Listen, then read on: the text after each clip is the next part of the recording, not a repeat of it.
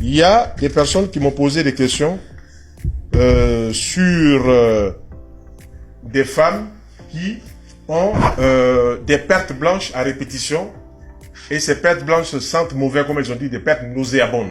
On va dire pertes blanches.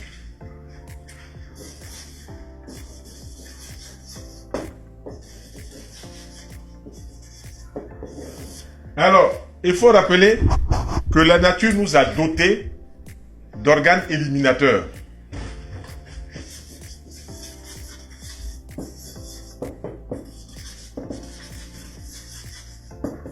Ces organes éliminateurs, on les appelle aussi des organes émonctoriels.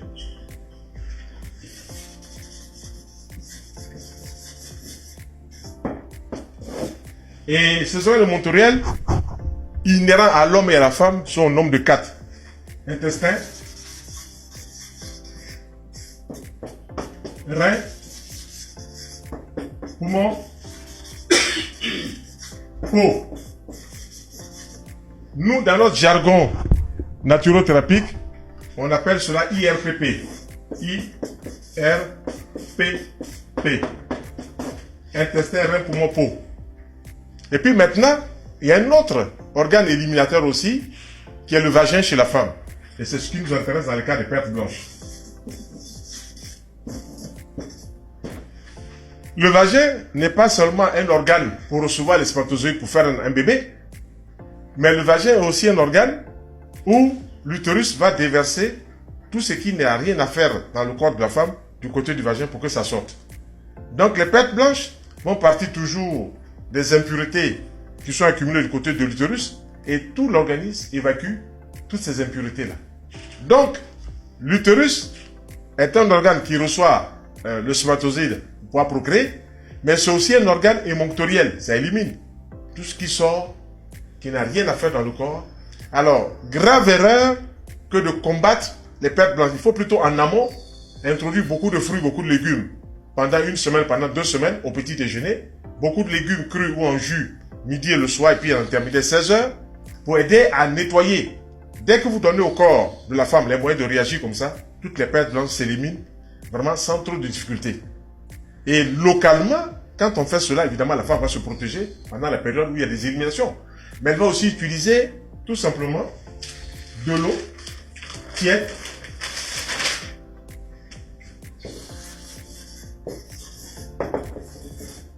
Par exemple, un verre. Et dans cette eau tiède, elle va mettre quoi? Du vinaigre de cidre. Une petite cuillère. Une petite cuillère à café de vinaigre de cidre.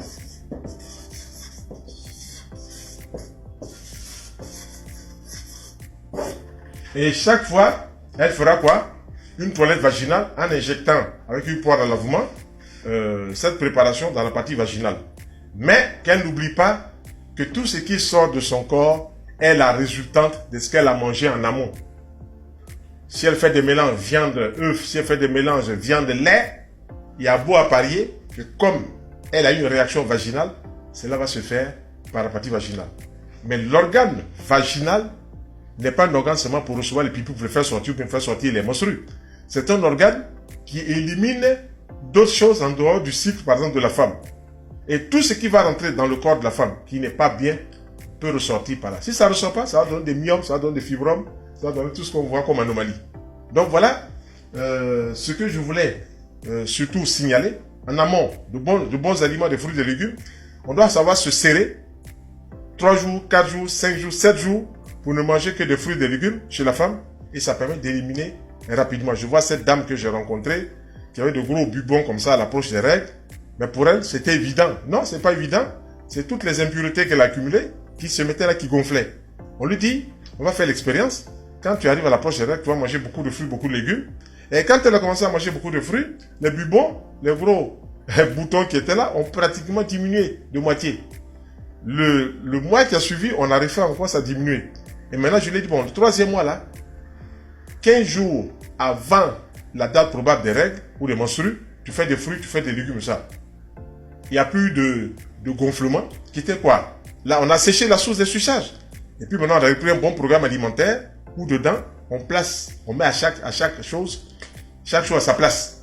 Et voilà, la dame donc a retrouvé son équilibre parce qu'elle était toujours embêtée, des douleurs. Nous on dit la maladie, c'est le mal qui a dit. C'est que tu as mis dans ton corps là, c'est ce qui va provoquer ceci, qui va provoquer cela. Donc voilà des choses qu'une femme peut faire. Et aussi, lorsque un homme par exemple a des écoulements au niveau du pénis, ce sont des éliminations.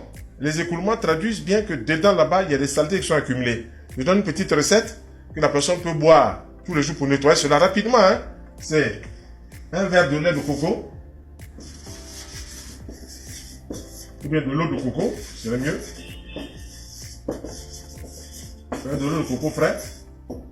Dans ce verre de l'eau de coco frais, on va ajouter un jus de citron. Un jus de citron mûr.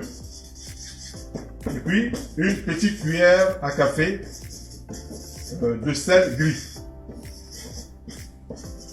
Ou de sel complet. Sel de la même ordre, sel rose Himalaya. La personne boit cette préparation-là, 4 verres, un verre toutes les 2 heures. Et puis elle change ou réforme sa façon de manger. En une semaine, puis aller faire ses contrôles, ça sort négatif. Voilà, ça, c'est des choses que j'ai vérifiées pendant 30 ans sur des personnes qui nous posaient ces questions-là. Même des amis qui étaient dans les hôpitaux qui nous posaient des questions. On leur dit, faites comme ça, vous allez voir. Et puis ils ont fait, ils ont vérifié cela.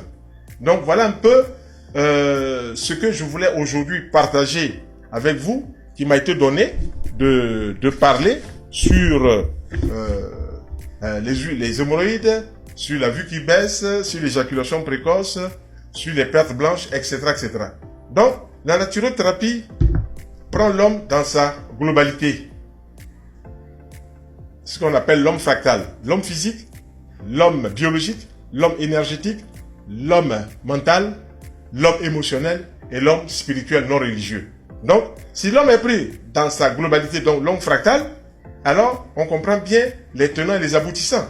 Si on voit que la biologie, l'alimentation peut provoquer la maladie, la pathologie, mais entre la biologie et l'alimentation, il y a toujours le système immunitaire. Donc il faut mettre l'immunologie entre biologie et pathologie.